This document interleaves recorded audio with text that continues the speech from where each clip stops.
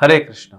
भगवद गीता अध्याय 2 श्लोक संख्या 65। प्रसादे सर्व दुःखानां हानिरस्योपजायते प्रसन्ना चेतसो हि आशु बुद्धिर्पर्यवशिष्ठते।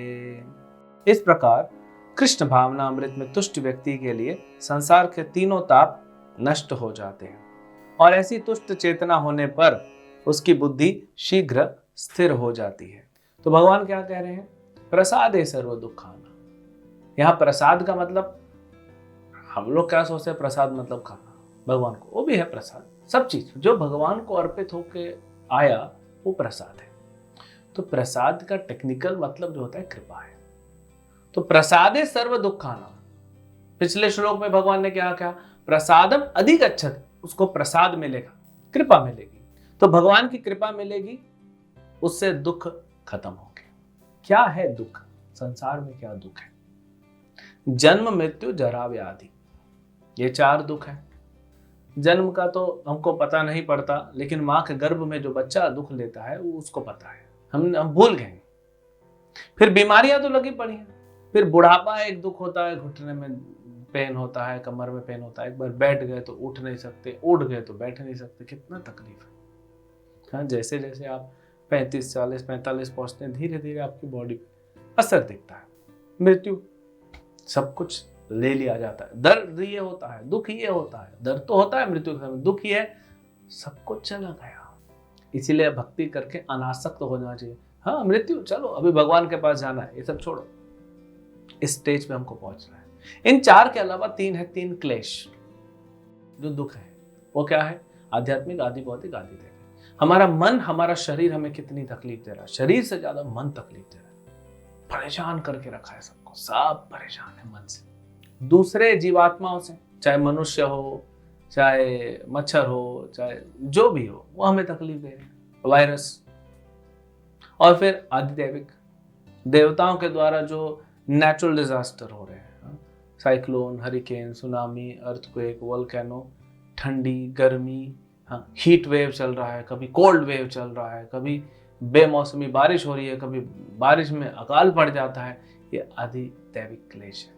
इन क्लेशों में फंसे हैं। जब भगवान की भक्ति करते हैं तो इन क्लेशों से निकल जाते हैं। तो कोई बोलेगा, अच्छा भगवान की भक्ति करने वाला, सुनामी आएगा तो सबको लपेटेगा, तो भगवान की भक्ति करने वाला, उसको दुख नहीं होगा, उसके घर में पानी घुसेगा। लेकिन ठीक है, भगवान की इच्छा चल रही है, भगवान की इच्छा ही चलेगी, वो शांत, उसका मन में दुख नहीं होगा। ये फर्क होता है। असर तो पड़ेगा क्योंकि हमारा कर्म है, प्रारब्ध है, लेकिन मन में दुख नहीं होगा ये भक्ति करने से। तो प्रसादे सर्व दुःखानां। फिर बोलते हैं प्रसन्न चेतः। बुद्धि में, मन में प्रसन्नता आएगी। जब भक्ति करेंगे तो प्रसाद मिलेगा, कृपा मिलेगी। कृपा से क्या मिलेगा हमको?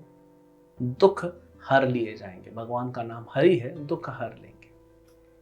उसके बाद क्या होगा? जब दुख हर लेंगे तो मन में क्या बचेगा?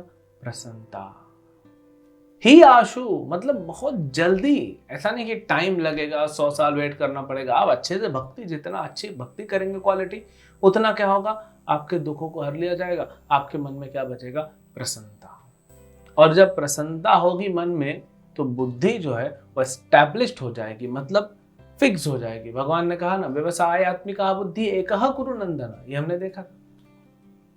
बुद्धि व्यवसाय हो जाएगी, मतलब फिक्स्ड हो जाएगी। कहां पे?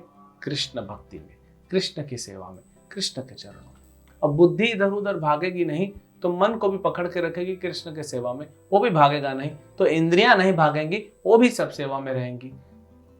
जब इंद्रियां, मन और बुद्धि कृष्ण की सेवा में आ जाएंगे, जिस आनंद की अनुभूति आपको होगी वो आज सोच नहीं सकते, हम शब्दों में बता नहीं सकते। और कुछ भी हो जाए, इस संसार में रहें, शिव जी कहते हैं पार्वती से, जो भगवान के भक्त होते हैं, जिनका मन, बुद्धि, इंद्रियां सब सेवा में लग गई, वो नरक में रहे, स्वर्ग में रहे, पृथ्वी पर रहे, वैकुंठ में रहे, उनके लिए सब समान है, कोई फर्क नहीं पड़ता, क्योंकि वो सदैव भगवान के साथ रहते हैं।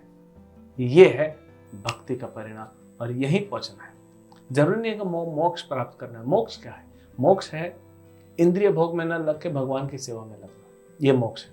हमारी सेवा ही है जीव का जीवेर स्वरूप है कृष्ण रे नित्य दास, हम भगवान के नित्य दास हैं, उस सेवा में आ गए, उसी को मोक्ष कहते हैं।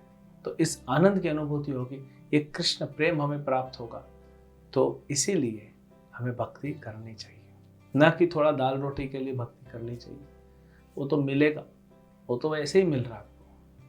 लेकिन कृष्ण प्रेम प्राप्त करने का टारगेट को रख के हमें भक्ति में आगे बढ़ना चाहिए, लेकिन प्रामाणिक गुरु के निर्देश में। हरे कृष्ण।